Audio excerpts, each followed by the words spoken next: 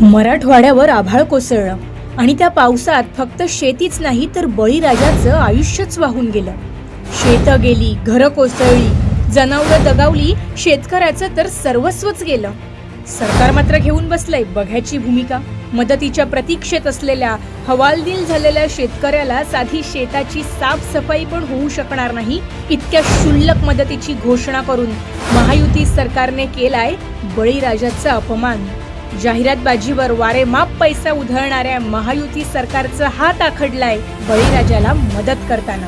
शेवटी मदतीच्या विवंचनेत मराठवाड्यातील 74 शेतकऱ्यांनी आत्महत्या केल्यात। पण ही फक्त 74 शेतकऱ्यांची आत्महत्या नाही तर 74 कुटुंबांची वाताहात आहे।